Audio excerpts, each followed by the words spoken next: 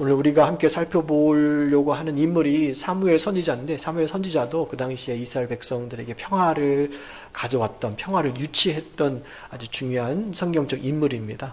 사무엘 삶을 살펴보면서 하나님이 사무엘이 사는 날 동안에 그 땅에 주님의 은혜를 주셨으니까 그 은혜가 무엇인가 오늘 말씀을 통해서 저와 여러분이 2026년도에 이제 상반기를 지나서 이제 후반기로 넘어가려고 하는 이 길목에서 우리의 신앙과 믿음을 다시 한번 살펴보는 시간을 우리 함께 가져보려고 합니다.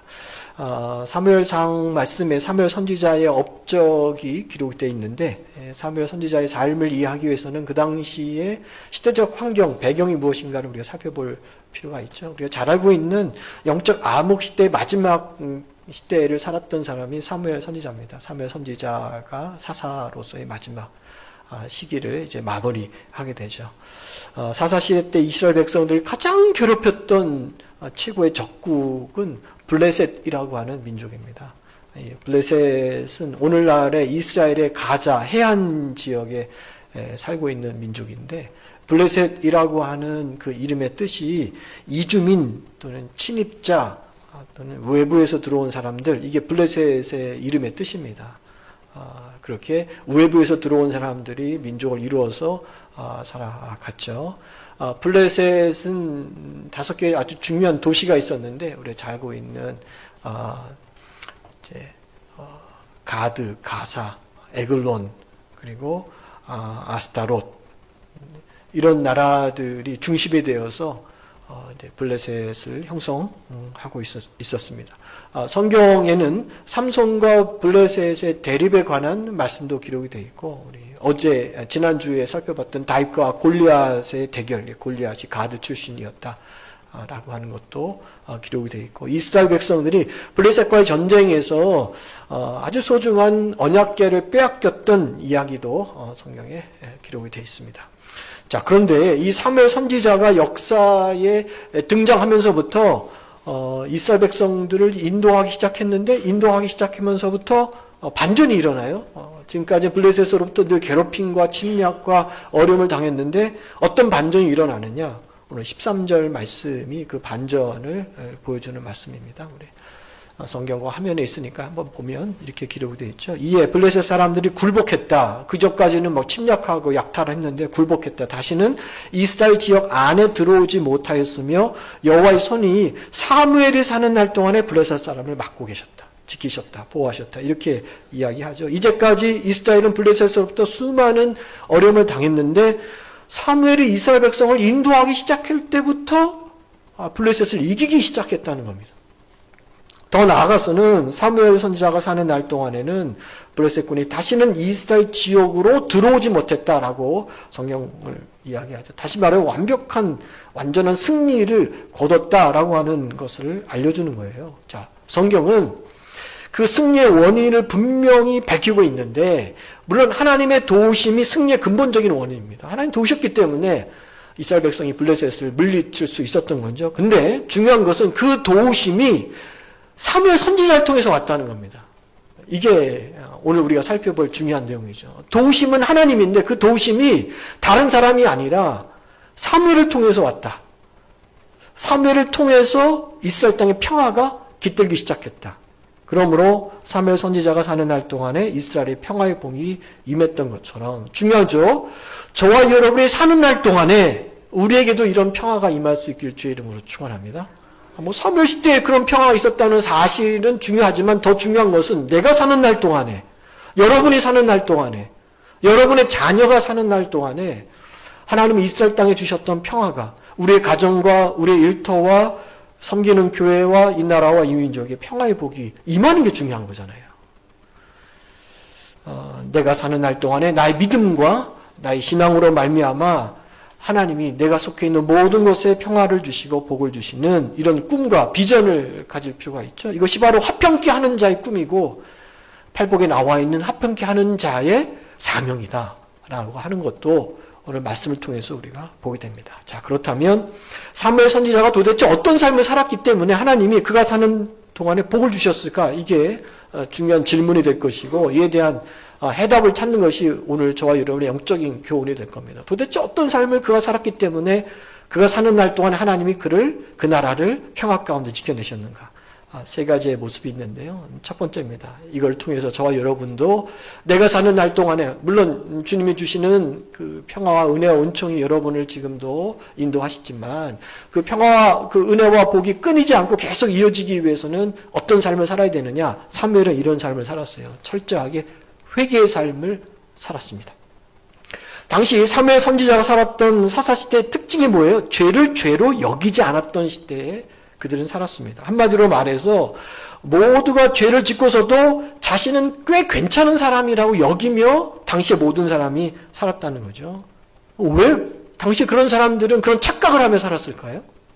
그 이유가 무엇이었을까요? 무엇 때문에 꽤 괜찮은 사람, 죄인임에도 불구하고 그 죄를 깨닫지 못하며 살았던 영적 암흑 시대에 그들이 살았을까요? 한마디로 그 해답을 주면 하나님의 말씀이 없는 삶을 살았기 때문에 그런 착각 가운데 그들이 살았다는 겁니다. 사사시대가 왜 영적 암흑 시대였는지를 보여주는 그 이유를 나타내주는 말씀이 사사기 2장 10절에 나와 있습니다. 2장 10절 말씀을 볼게요. 저것 때문에 그런 거예요. 그 세대의 사람도 그 세대의 사람이라는 것은 출애굽해서 2세대들 여호수아 갈렙과 비롯한 그 2세대들도 다 그 조상들에게 돌아갔고 2세대도 다 죽었다는 거예요. 그 후에 일어난 3세대, 다른 세대는 여호와를 알지 못하며 여호와께서 이스라엘 위하여 행하신 일도 알지 못했다. 이렇게 지금 그 이유를 말씀하고 있잖아요. 여호수아라고 하는 아주 걸쭉한 지도자가 이스라엘 백성을 인도할 때는 모두 다 여호와 하나님을 알았습니다. 그런데 여호수아가 죽고 나니까 신앙 교육이 딱 중단된 거예요. 신앙 전수가 이어지지 않은 거죠. 그러자 그 다음 세대는 하나님을 알지 못해. 하나님이 누구냐? 아는 사람이 없어요. 그리고 하나님이 이스라엘 백성들을 출애굽해서 광야 40년 그리고 가나안의 정복 전쟁을 통해서 역사하셨던 그 하나님이 하신 일을 다 몰라요. 그러나 당연히 하나님 말씀도 알 수 없는 거죠. 그러니 하나님 말씀 앞에 살아가는 모습이 없으니 스스로가 죄인이라는 걸 알지 못하는 겁니다. 그게 괜찮은 사람으로 다 착각하며 살게 되는 암흑 시대를 맞이한 겁니다. 모두가 말씀의 거울을 보지 않고 살아가다 보니까 다 깨끗한 줄 아는 겁니다. 그리고 삶의 말씀의 기준이 사라지니까 그 기준이 뭐가 되는 거예요? 내가 평가하는 거죠. 내가 아는 거, 내 지식, 내 배경, 내 경험, 그 시대의 유행 이런 걸 다 기준이 되어서 자신들의 선택하다 살다 보니까 영적으로는 삶은 괜찮은데 문제가 없어 보이는데 영적으로는 아주 캄캄한 어둠의 시대를 그들이 살고 있다는 겁니다. 제가 이 부분에서 한번 질문을 한번 해볼까요? 이런 질문입니다. 하나님의 말씀을 날마다 읽고 기도하는 사람과 하나님의 말씀을 보지 않고 기도하지 않는 사람 중에서 어느 쪽이 더 자신을 죄인이라고 생각할까요? 당연히 말씀을 보는 사람이 하나님을 가까이 하는 사람이 그 앞에 서면 나는 늘 부족하구나, 죄인이구나 이 사실을 깨닫게 되죠. 이런 예로 한번 들어볼까요? 거울을 실시간으로 보는 사람과 태어나서 한 번도 거울을 보지 않고 살아가는 사람 중에 누가 더 깨끗하다고 생각할까요? 거울을 보지 않는 쪽이 더 깨끗하다고 생각합니다. 왜죠? 거울을 보지 않았기 때문에 지금 내 얼굴에 무엇이 묻어있는지를 알지 못하는 거예요. 그러나 늘 거울을 봤던 사람은 지금쯤 내 얼굴에 어디에 뭐가 묻어있을 것이다 라고 하는 것을 알게 되는 거죠. 사도 바울을 볼까요? 사도 바울의 신앙의 여정을 놓고 봤을 때 그의 신앙의 정점은요, 그 인생의 말년에 나타납니다. 초기가 아닙니다. 그의 인생이 참 신앙이 무르익고 영적으로 성장했을 때 그때가 사도 바울의 진가가 나타나거든요. 어디서 나타났냐? 그가 기록했던 말년에 썼던 디모데를 보면 자기가 자기 자신을 놓고 뭐라고 고백해요? 나는 죄인 중에 괴수다 이런 이야기합니다. 그가 초창기에 썼던 갈라디아서나 고린도서를 보면 이런 표현이 안 나와요. 물론 죄인이라고는 알고 있지만 이렇게 디모데서에 기록했던 것처럼 아주 죄인 중에서 내가 우두머리입니다. 이런 모습이 안 나오는 거죠. 다시 말해서 성도가 하나님을 알게 되면 알게 될수록 빛 대신 주님과 가까워지면 가까워질수록 주님의 말씀을 내가 늘 읽고 그 말씀 가운데 내 자신을 비춰보면 분명하게 더 내 자신의 연약함이 나타납니다. 내가 참 못 사는구나. 내 말씀대로 살기 어렵구나. 힘들구나. 나는 죄인이구나. 그러나 반대로 빛 대신 하나님과 멀어집니다. 내 영혼의 거울인 하나님의 말씀을 가까이 하지 않습니다. 진정한 회개가 없는 삶을 살면 내 자신을 발견할 수가 없는 거예요. 나의 부족함을 깨닫지 못하는 겁니다. 그러면서 늘 내 삶을 불평불만하고 남을 비난하는 것이 더 커지는 인생을 우리가 사는 거죠. 자, 사사시대 사람들이 꼭 이렇게 살았습니다. 꼭 이 모양대로 살았습니다. 그때 누가 나타났느냐? 마지막 사사인 사무엘 선지자가 나타나서 하나님의 백성들을 주님의 말씀으로 회개시킵니다. 이게 참 사무엘 선지자의 놀라운 능력인데 그 내용이 오늘 7장 3절과 4절에 나와요. 3절 말씀 이렇게 되어 있죠. 사무엘이 이스라엘 온 족속에게 말하여 이르되 너희가 전심으로 여호와께 돌아오려거든. 회개죠. 돌아온다는 게 회개죠. 돌아오려고 하면 이방신과 아스타롯을 너희 중에 제거하고 너희 마음을 여호와께로 향하여 여호와만 섬기라. 그리하면 너희를 블레셋 사람의 손에서 건져내리라. 이렇게 약속합니다. 그리고 4절에 들어가서 이 말씀을 듣고 이스라엘 백성들이 어떻게 반응하느냐. 이에 이스라엘 자손이 바알과 아스타롯을 우상을 제거하고 여호와만, 중요하죠. 만자가 여호와만 섬겼다. 이렇게 이야기합니다. 사무엘 선지자가 이스라엘 백성들에게 회개하고 우상을 버리라 이렇게 지적하자 그 말을 받아들였다는 거예요. 이스라엘 백성들이. 그 회개했다는 거예요. 그리고 하나님만 섬기기 시작했다. 자, 그러면 사무엘 선지자는 이처럼 자기 자신이 먼저 주님 앞에 회개할 줄 아는 인생이었고 남들을 회개하게 만드는 인생이었구나.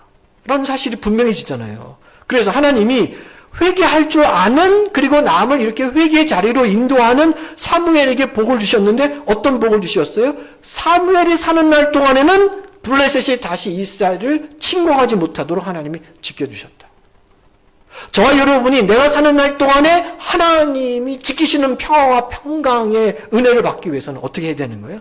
주님 앞에 회개할 줄 아는 심령이 되어야 한다는 겁니다.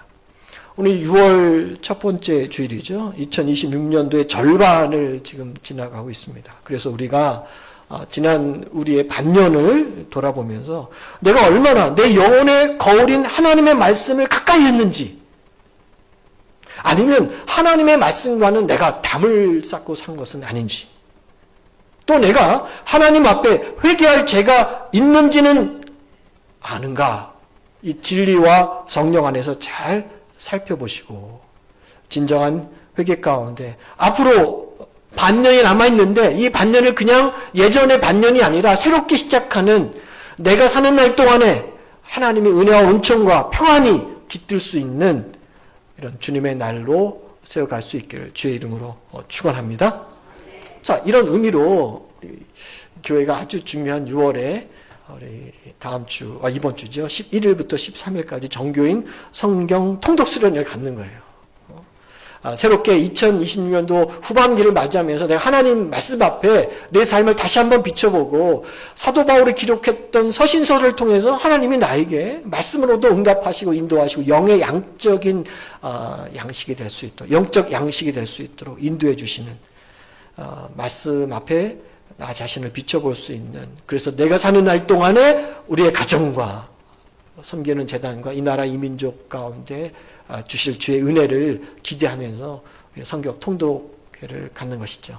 오늘 이 자리를 빌어서 나는 하겠습니다라고 이미 신청하신 분들도 혹시 오늘 저의 말씀을 듣고 그렇구나 내가 신청하지 않았지만 나도 이번 기회에 시간을 내서 주의 말씀을 가까이 하는 그 시간으로 삼겠다라고 하는 그 은혜가 우리 가운데 임할 수 있기를 주의 이름으로 축복합니다. 자, 사무엘 선지자가 도대체 어떤 삶을 살았기 때문에 그가 사는 날 동안 하나님이 그에게 은혜를 주셨을까? 두 번째 그 이유이면서도 비결은 사무엘은 정말 처음부터 끝까지 철저한 예배 삶을 살았음을 우리 말씀을 통해서 우리에게 알려줍니다. 사무엘 선지자의 삶을 보면 하나님께 예배, 제사 드리는 삶의 연속이죠. 자, 앞서 블레셋이 침략해오는 위기에서도 사무엘 선지자는 가장 먼저 하나님 앞에 번제를 드립니다. 7절 말씀에 보면 이스라엘 백성들이 당면한 위기가 무엇인가를 보여주는 말씀이 7절에 나와요. 이렇게 되죠. 이스라엘 자손이 미스바에 모였다함을 블레셋 사람들이 듣고 그들의 방백은 지도자들입니다. 그들의 지도자들이 이스라엘을 치러 올라온지라 이스라엘 자손이 듣고 블레셋 사람들을 두려워했다. 아유, 또 블레셋 적국이 쳐들어오는구나 라는 거에 의해서 그들이 위기를 맞이하게 되고 두려움 가운데 있게 됐죠. 자, 그러자 사무엘이 어떤 처방, 어떻게 반응하느냐, 9절 말씀이 사무엘이 보여준 모습입니다. 사무엘이 젖 먹는 어린 양 하나를 가져다가 온전히 번제를 여호와께 드리고 여호와 이스라엘을 위하여 여호와께 부르짖을 때 여호와께서 응답하셨다. 이렇게 말씀합니다. 지금 블레셋군이 쳐들어왔을 때 사무엘 선지자가 제일 먼저 했던 것은 만사를 다 제쳐두고, 여러분 전쟁이 들어왔는데 지금 참모들을 모아서 전쟁에 참여할 만한 장군들 모아서 어떻게 대처할까를 의논해야 하는 것이 우선처럼 보이는데 사무엘 선지자는 아니다. 하나님 앞에 먼저 번제를 드렸다. 그리고 부르짖어 기도했다. 오늘날로 표현하면 주님 앞에 예배를 드렸다. 기도했더니 하나님이 그 예배와 기도를 들으시고 어떤 응답을 주셨는가? 하늘에서 큰 우레, 그러니까 초자연적인 역사를 베풀어서 이스라엘 백성들을 지켜내시는데요. 대승을 거뒀던 내용이 이제 10절에 나오게 됩니다. 10절에 이렇게 되죠. 사무엘이 번제를 드릴 때, 예배를 드릴 때에, 자 보세요. 예배를 드릴 그때에 블레셋 사람이 이스라엘과 싸우려고 가까이 오매 그날에 여호와께서 블레셋 사람에게 큰 우레를 발하여 그들을 어지럽게 하시니 그들이 이스라엘 앞에서 패했다라고 그 과정과 결과를 분명하게 말씀합니다. 그래서 성경은 이스라엘 백성들의 그 큰 승리가 있기 전에 두 가지가 있었는데, 먼저는 사무엘과 사무엘로 인하여 이스라엘 백성들이 드렸던 회개, 그리고 두 번째는 하나님께 드린 예배와 기도. 이것이 바로 사무엘이 사는 날 동안에, 다시 표현합니다. 내가 사는 날 동안에 하나님의 평화와 평강이 우리에게 임하는 아주 중요한 요소가 됨을 우리에게 말씀하고 있는 거죠. 자, 사람이 되게 아주 바쁘고 힘들고 어려운 일이 생기면 그 문제를 해결하기 위해서 또는 그 문제 때문에 그 문제에 집중하느라 예배를 소홀히 하는 경우가 종종 우리 가운데 있습니다. 그런데 사무엘은 바쁘고 위험한 일 정도가 아닙니다. 전쟁입니다. 나 하나 목숨으로 인하여 끝나는 것이 아니라 이스라엘 백성 전체 목숨이 달린 아주 중대한 일을 놓고 그 순간에 하나님 앞에 예배할 수 있는 믿음, 우리 다 할 수 있는 것처럼 우리가 생각하는데 결코 그렇지 않습니다. 그런 믿음, 그 예배가 하나님을 기쁘게 했다는 겁니다. 사무엘 선지자는 이런 위기 상황에만 그 위기를 탈출하기 위해서 하나님께 예배드리는 것은 아닙니다. 제가 말씀드렸죠. 사무엘은 삶 자체가 예배라고요. 15절 이하에 보면 사무엘이 또 예배하는 장면이 나오거든요. 7장 15절 보세요. 사무엘이 사는 날 동안에 이스라엘을 다스렸다라고 표현하죠. 그리고 17절에 넘어가면, 자 17절에 이렇게 기록되어 있습니다. 라마로 돌아왔으니, 라마는 사무엘의 고향입니다. 그러니까 라마로 돌아왔다라고 하는 것은 사무엘이 사무엘 선지자와 사사로서의 사역을 마쳤다는 거예요. 그러니까 퇴임한 겁니다. 그렇게 돌아왔으니 이는 거기에 자기 집이 있다. 이제 고향 땅으로 돌아온 거예요. 다 자기 사역을 마치고. 근데 거기서도 이스라엘을 다스렸으며 또 거기서 뭐 했다고요? 여호와를 위하여 제단을 쌓았다. 사무엘은 어디를 가든지 제단을 쌓는, 다시 말해서 진정한 예배로 드리는 인생이었다는 거죠. 지방에 은퇴하신 원로 목사님들을 가끔 만나면 그분들이 하시는 말씀 중에 이런 것이 있어요. 아니, 목사님 은퇴하시고 뭐가 가장 제일 좋아요? 그러면 예배인도 하지 않는 게 너무 편하다고 하십니다. 이해가 되잖아요. 여러분, 주부로서 가장 편하고 기분 좋을 때가 언제예요? 밥 한 끼 안 하는 겁니다. 한 끼만 안 하는 게 아니라 일주일 내내 안 하면 더 좋고, 평생 안 하면 더더욱 좋겠죠. 일 다니는 사람에게 가장 좋은 게 뭐예요? 일주일만이라도 일 안 하고 쉬었으면 좋겠다. 다 똑같은 마음 아닙니까? 똑같은 마음이죠. 목회자에게도 지난 몇십 년 늘 예배와 함께 살았지만 그래도 그 예배를 인도해야 할 책임에서 벗어났다라고 하는 것에서 뭐예요? 참 편안한데 사무엘은 은퇴하고 나와서도 뭐 한 거예요? 거기서도 주님 앞에 뭘 드렸다? 예배를 드렸다. 예배가 그의 삶의 전부다라고 하는 것을 우리에게 보여주는 거죠. 그러니 당연히 사무엘이 사는 날 동안에 하나님의 평화가 깃들 수밖에 없는 거 아닙니까? 그 은혜가 내려오는 것은 너무나도 당연한 거잖아요. 여러분은 지난 반년 동안 예배 중심의 삶을 사셨습니까? 아니면 내가 일 중심의 삶을 사는 것은 아닌가?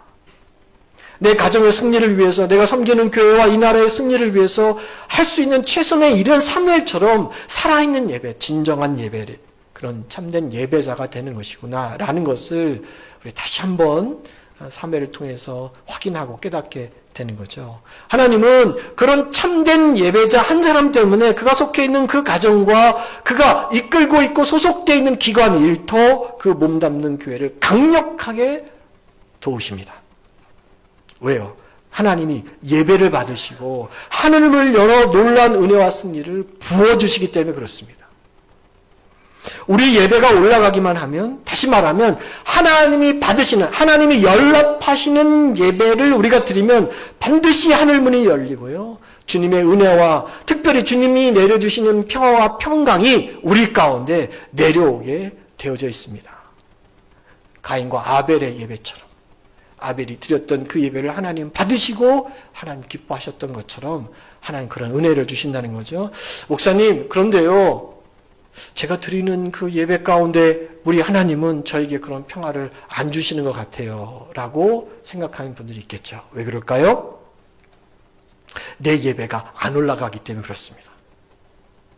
내 드려진 예배가 주님이 원하시는 진정한 예배가 되지 않기 때문에, 예배는 드려도 그 예배 가운데 임재하시고 내려오시는 주님의 평안이, 평강이 우리 가운데 미치지 못하고 있는 것이죠. 자, 그렇다면 지난 우리 반년의 삶 가운데 내 예배를 한번 돌아볼까요? 지난 시간 동안 내가 하나님 앞에 얼마나 참된 예배의 삶을 살았는지, 정말 내 삶의 중심이 예배였는지, 아니면 사람들과의 만남이었는지, 아니면 일이었는지, 취미생활이었는지, 하나님은 내가 어디에서 내 마음의 중심이 있고 내 삶의 우선순위가 무엇인지를 너무나도 잘 알고 계십니다. 우리가 무엇인가 표현하지 않아도 우리 중심을 보시는 주님은 그것을 아시고, 내가 드려지는 내 삶의 현장에서의 그 예배를 주님은 기뻐 연락하시고 그에 합당한 은혜를 우리에게 내려주시는 분이라는 사실을 우리는 기억해야 합니다. 간절히 바랍니다. 한 해 전환기를 맞이하는 6월 첫 번째 주일날, 오늘 저와 여러분들이 그 예배의 삶을 회복하심으로 오늘 본문편 그대로 내가 사는 날 동안에, 이제 사무엘은 갔어요. 사무엘이 사는 날 동안이 중요한 게 아니라 내가 사는 날 동안에 내 몸담고 있는 모든 것에 평안을 주시는 이 하나님의 은혜가 우리 삶 가운데 풍성하게 임재해 주실 수 있기를 주의 이름으로 축원합니다. 세 번째죠. 사무엘 선지자가 어떤 삶을 살았기 때문에 하나님 그가 사는 날 동안에 이토록 주님의 은혜와 평화를 내려주셨을까요? 마지막은요, 감사의 삶을 살았기 때문에 그렇습니다. 오늘 본문 12절 말씀에 보면 그 감사의 표현이 이렇게 나오는데요. 12절에 이렇게 돼 있죠. 사무엘이 돌을 취하여 미스바와 센 사이에 세워 이르되 여호와께서 여기까지 우리를 도우셨다고 그 이름을 에베네셀, 우리가 잘 알고 있는 말씀이 기록되어 있습니다. 지금 사무엘 선지자가 하나님의 은혜와 능력으로 블레셋과의 전쟁에서 대승을 거둔 직후에 지금까지 여기까지 도우신 하나님을 기억하고 기념비를 세우고 그 이름이 에벤에셀이라고 한 거죠. 우리는 에벤에셀의 기념비를 세우는 사무엘의 이 모습을 통해서 그가 얼마나 겸손하고 그 겸손 가운데 하나님 앞에 감사를 드리고 있는 인물인지를 깨닫게 되는 겁니다. 대개 교만한 사람은 큰 전쟁에서 승리를 하거나 큰 업적을 남기면 자기의 업적과 이름을 남기기 위한 동상이나 비석을 세우려고 합니다. 무엇인가 기념비적인 것을 나타내려고 하는 것이 인간의 본성입니다. 미국 대통령이 그렇지 않습니까? $250짜리 지폐를 만들어서 자신의 얼굴을 새기기를 원하고, 기념비, 그리고 케네디의 이름을 빼고 자신의 이름으로 다시 간판을 바꾸기를 원하고, 뭐든지 자신의 이름이, 업적이 드러나기를 원하는 모습을 우리가 지금 보고 있는 겁니다. 그런데 사무엘 선지자는 하나님의 도우심을 영원히 기억하기 위해서 당대 사람뿐만 아니라 다음 세대 사람에게도 이 승리는, 이 은혜는 결국 하나님이 주신 겁니다 라고 하는 그 사실, 하나님께 영광을 돌리기 위해서 지금 에벤에셀의 기념비를 세웠다는 것입니다. 겸손은요, 하나님이 하셨음을 아는 것이 겸손이고, 그것을 아는 자는 반드시 하나님께 감사로 올려드린다라는 사실을 기억할 수 있어야 됩니다. 그리고 하나님은 그 감사할 줄 아는 겸손한 자에게 계속해서 그 은혜가 승리가 되도록 베풀어 주시는 하나님이라는 사실을 깨닫게 되죠. 2026년도에 우리가 대신방을 하면서 제가 여러분들에게 드렸던 말씀이 혹시 기억이 나십니까? 어떤 말씀을 주셨나 했긴 한 것 같은데 잘 기억이 안 나세요? 지난주 들었던 말씀도 기억이 안 나는데 몇 개월 지난 말씀이 어찌 기억이 날 수 있겠습니까? 저도 기억이 나지 않아서 다시 찾아봤습니다.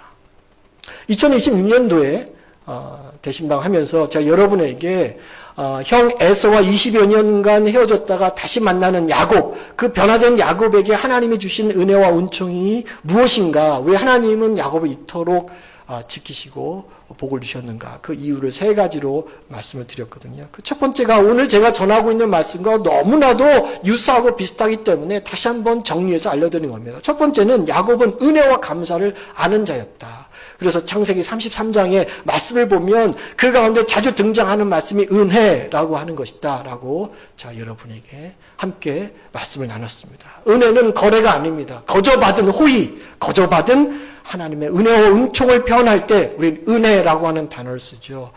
야곱이 바로 그런 은혜를 받은 주님의 자녀입니다 라고 그것을 알고 하나님과 형에게 감사의 표현을 하는 모습을 우리는 함께 살펴봤습니다. 두 번째는요, 야곱은 겸손한 자였습니다. 그 이전까지 형의 것을 빼앗아 가며 자기를 내세웠던 야곱이었지만 야복강가에서 주님 만나고 이후에 외삼촌 라반의 집에서 하나님이 주셨던 은혜 앞에 그는 겸손한 자가 되게 변하게 되죠. 그래서 하나님 앞에 보여줬던 겸손의 모습이 그로 하여금 주님의 은혜를 받게 하고요. 마지막에는 하나님의 이름을 높였던 모습을 그가 보게 됩니다. 가나안 땅에 들어와서 세겜으로 그의 장막을 옮기고요. 하나님 앞에 예배를 드렸죠. 예배를 드리고 나서 33장 20절에 뭐라고 되어 있습니까? 그곳 이름을 엘렐로헤 이스라엘이라고 불렀다라고 했습니다. 엘렐로헤 이스라엘은 여호와는 나의 하나님 이라고 하는 믿음의 고백으로 드렸다.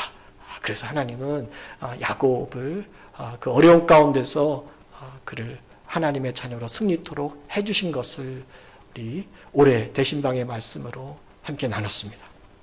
그렇습니다. 내가 한 것이 아니라 하나님의 것입니다 라고 고백할 수 있고 감사할 수 있는 그 심정에는요, 한 번의 감사로 끝나지 않고 계속적인 주님의 승리로 임한다는 사실을 믿을 수 있기를 바랍니다. 여러분의 삶의 체험으로 나타날 수 있기를 바랍니다. 의류 기업 중에 신원 에벤에셀이라고 하는 브랜드가 있어요. 중견 기업인데요. 기업의 창업주가 박성철 명예장로님이신데 그분은 신길 성결교회의 장로님이십니다.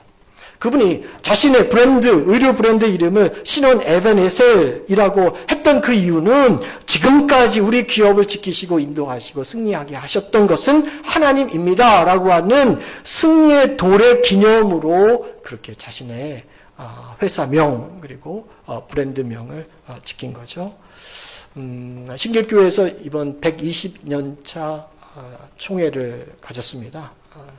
730여 명의 대의원들이 함께, 목사님과 장로님들을 함께 포함해서 모였는데, 예배 또 총회가 끝나면서 이번 총회장이신 이기용 목사님, 신길교회 담임 목사님이신데요. 그분이 이렇게 이야기하셨어요. 여기에 참여하신 모든 분들에게 양복 교환 상품권을 드리겠습니다. 이렇게 말씀하셨고, 정말로 730명 모든 분들에게 양복 우리 상품권을 주셨습니다. 근데 그 기업이 바로 신원 에벤에셀 기업에서 주신 거예요. 물론 원가로 해서 목사님들에게 또 장로님들에게 주신 선물이지만 쉬운 결정은 아니었을 거라고 생각합니다. 지금 주님이 주신 은혜를 기억하면서 우리 성결교회 목사님들에게 주신 거겠죠. 물론 신길교회가 1년 예산이 우리 성결교회에서 제일 커요. 1년 예산이 한 100억 정도 된다고 하니까 그 정도는 감당할 수 있을 거라라는 생각도 함께합니다. 에베네셀의 상품권을 받고요. 저는 어제 우리 지방의 목사님 중에서 꼭 필요하다라고 생각하는 분에게 전달해주고 왔습니다. 지난 세월에 하나님 주신 은혜가 너무 크기에 제가 받아도 충분히 가능하겠지만 그 은혜를 또 누구에게 전달하는 것도 의미가 있겠다 생각해서 그분에게 전달해주고 또 그분도 기뻐 또 받으시는 모습을 함께 나눴습니다. 다 무엇을 뜻하는 걸까요? 우리에게 지금까지 인도하신 하나님의 은혜를 기억해 보시기 바랍니다. 누구나 다 에베네셀의 하나님을 나의 하나님으로 고백할 수밖에 없는 것은 아닙니까? 내가 그런 기념비를 세운다는 것은 나에게 주신 은혜가 잠깐의 은혜가 아니라 내가 평생 잊지 않을 우리 그 다음 세대도 그것을 보면서 우리 하나님을 기억하고 그 하나님 앞에 감사할 수밖에 없는 그 믿음의 고백을 하기 위해서 내가 주님 앞에 에베네셀이라고 하는 것 아닙니까? 그러니 당연히 하나님이 사무엘이 사는 날 동안에 그에게 그 나라의 평화를 그 인생의 복됨을 지켜주시는 것은 당연한 거라고 저는 생각합니다. 사람도 그렇지만 하나님은 더더욱 그렇게 하십니다. 감사할 줄 아는 자에게 더 큰 은혜를 주시죠. 여러분도 마찬가지 아닙니까? 당연히 나에게 감사할 줄 아는 사람에게 한 번이라도 더 마음이 가게 되고 한 번이라도 더 도움을 줄 수 있는 생각을 갖는 것처럼 하나님은 하나님의 은혜에 감사할 줄 아는 그 인생에게 항상 더 풍성하게 채워주십니다. 우리 하나님은 너그르시고 모든 사람을 다 하나님의 은혜와 은총으로도 덧입혀 주시지만 특별히 감사할 줄 아는 그 심령을 하나님은 외면치 않는다라는 사실을 꼭 기억할 수 있기를 바랍니다. 그래서 그런가 성경에는 감사에 관한 말씀이 참 많이 기록이 되어 있습니다. 그러나 우리의 현실은 어떻습니까? 오늘날 우리의 현실은 그 감사의 모습도 고백도 기억도 점점 희미해져가는 삶을 사는 것은 아닙니까? 사도 바울은 디모데후서 3장 2절에 이 시대 말세 증조를 이야기하면서 말세가 되면 사람들은 하나님보다 자기 자신을 더 사랑할 것이고 하나님보다 돈을 더 사랑할 것이고 그리고 이어서 감사치 아니하리라 이렇게 말씀합니다. 저는 이게 참 놀랍다고 생각해요. 말세 징조가 그렇게 참 많을 텐데 왜 굳이 감사하는 마음, 감사의 영성이 점점 사라질 것이다 라고 기록했을까요? 지금 이 세상은 하나님의 말씀대로 그대로 다 흘러갑니다. 부모에 대한 감사, 교회에 대한 감사, 교회 지도자에 대한 감사, 그리고 우리에게 선한 은혜를 베푼 사람들의 감사의 마음이 점점 희미해지고 있는 모습 아닙니까? 학교 선생님만 보더라도 그렇지 않습니까? 학교 선생님을 감사하고 존경하는 20대 학생들, 학부모가 얼마나 있습니까? 그래서 오늘날 교회 안에서 하나님의 자녀인 우리조차도 주님 앞에 감사할 수 있는 그 마음과 심령이 점점 옅어지고 있는 것이죠. 그러면 왜 이 감사가 사라지는 이유가 무엇일까요? 여러 가지 이유가 있겠지만 저는 크게 두 가지를 봅니다. 첫 번째는 하나님의 은혜를 너무 당연하게 여기는 삶을 우리가 살고 있다는 겁니다.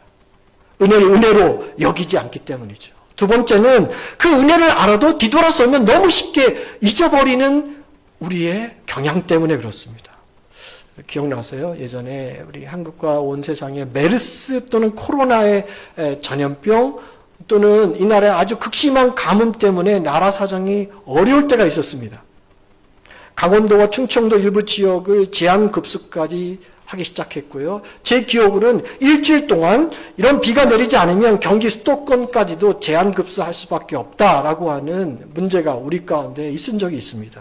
연일 소양강 때문에 수위가 어느 정도 있다라고 하는 뉴스가 들렸던 때가 바로 그때죠. 전국적으로 교회에서 하나님 이 나라 이민족을 기억하시라고 구국 특별 기도회를 하기도 했습니다. 그 결과 주님께서 이 땅에서 그 많던 전염병 물론 다 사라진 것은 아니지만 예전에 전염병 때처럼 그렇게 큰 어려움을 겪지 않도록 정결하게 하시고 또 가뭄의 그 모습도 해갈의 단비로 주님의 우리에게 은총을 내려주셨습니다. 그때 성도들이 온 국민이 얼마나 기뻐했습니까? 그런데 그 이후 지금 우리의 모습을 한번 뒤돌아보시기 바랍니다.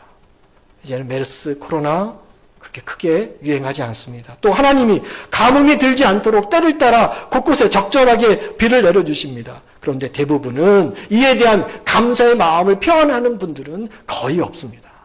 현충일은요, 70일의 현충일을 맞이해서 이 나라를 위해서 내 목숨과 피를 흘렸던 분들에 대한 그런 표면적 감사는 있어도 그분들이 흘려주신 그 사랑과 헌신과 섬김에 대해서는 깊은 감사를 우리는 하지 못하는 거죠.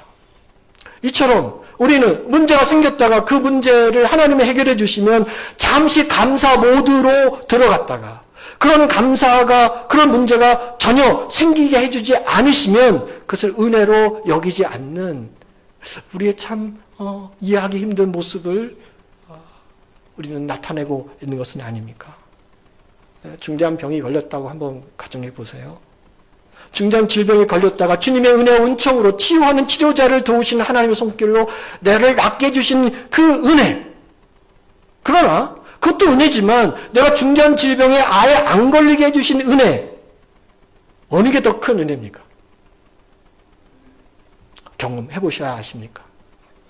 아예 걸리지 않는 것이 하나님 앞에 더 큰 은혜를 우리가 받고 있는 것이죠. 그런데 우리는 걸렸다가 하나님이 낫게 해주시면 놀라우신 나의 하나님, 치료의 하나님을 감사하고 아예 그런 질병의 근처에도 가지 않도록 늘 건강하게 지켜주신 하나님에 대해서는요, 감사의 마음을 나타내는 경우가 별로 없습니다.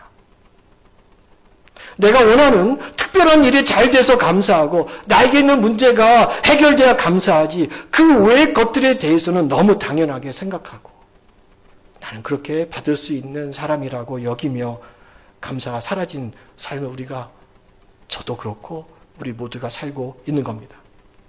클로버의 꽃이 있죠. 네이클로버.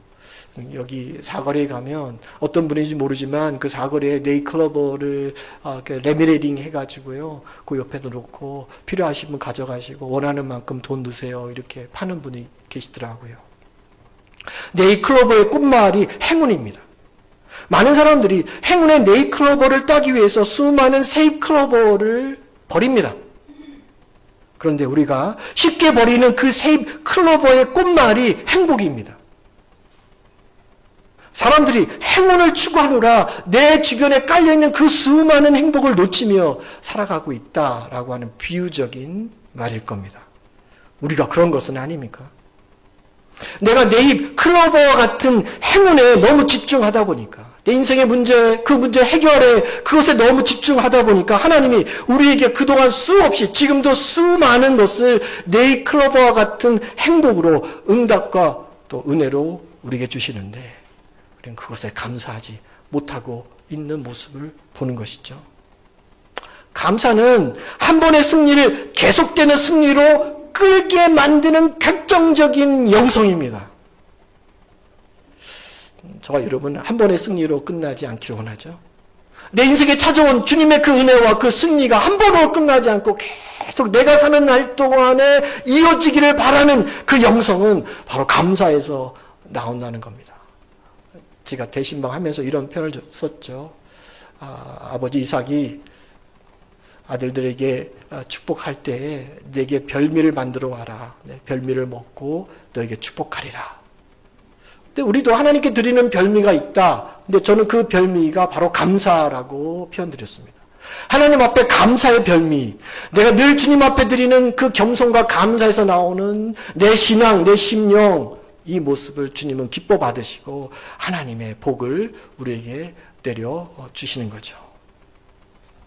그러므로 한 해의 반년을 뒤돌아보면서 무엇보다도 감사할 줄 아는 이런 겸손한 신앙이 회복될 수 있기를 간절히 바랍니다. 이 재단을 통해서 참 빈약하지만 우리의 연약한 모습이 늘 있지만 이 재단을 통해서 여러분에게 제공되어지는 이 하나님의 은혜를 소중하게 여길 수 있는 그 심령을 가져볼 수 있기를 바랍니다. 내 삶에 에베네셀을 세워서, 맞습니다, 주님이 하신 겁니다. 주님의 이 하심이 잠깐의 그 은혜에 맛봤을 때가 아니라 내 생명 다할 때까지, 내가 사는 날 동안에 우리 자녀들의 삶이 이어가는 그 동안에 우리 하나님을 기억할 수 있도록, 그 하나님의 은혜 가운데 내가 거할 수 있도록 나를 인도해 주세요 라고 하는 이 겸손의 마음이 우리 신앙의 후반기에 우리 가운데 세워지는 믿음이 될 수 있기를 주의 이름으로 축원합니다. 오늘 말씀을 정리하죠.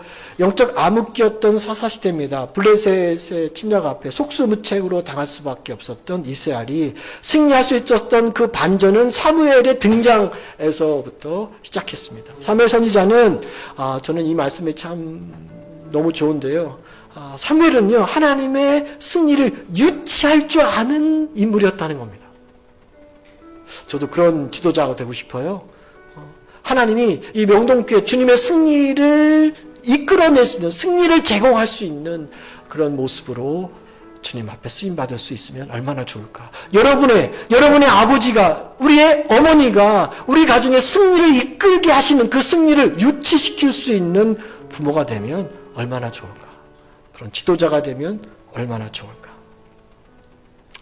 사무엘이 그런 지도자죠. 그가 이런 은혜를 가질 수 있었던 것은 딱 세 가지입니다. 첫 번째는 주님 앞에 회개할 수 있고 또 그 회개를 누군가를 통해서 회개 자리로 인도할 수 있는 지도자였기 때문이었습니다.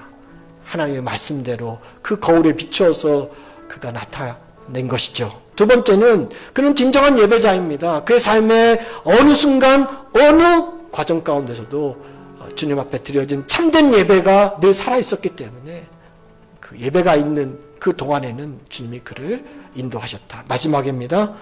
겸손히 감사할 줄 아는 심령이었기 때문에요. 하나님이 함께 하셨다. 결국 세 단어로 요약이 되네요. 회개, 예배, 겸손입니다.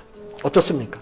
저와 여러분은 회개, 감사, 그리고 예배가 늘 내 신앙의 중요한 모습이 되고 이것을 지켜낼 수 있는 삶을 살아가고 있습니까? 비록 우리가 지난 6개월 동안 연약한 모습이 있다 할지라도 그것에 굴하지 말고 다시 한번 믿음의 자리에 서서 하나님, 내가 사는 날 동안에 우리가 속해 있는 모든 것에 주의 평강과 평안을 내려 주옵소서. 간절히 바랄 수 있는 이 마음과 이 기도가 우리의 삶을 인도해 가는 복의 통로가 될 수 있길 주의 이름으로 축복합니다.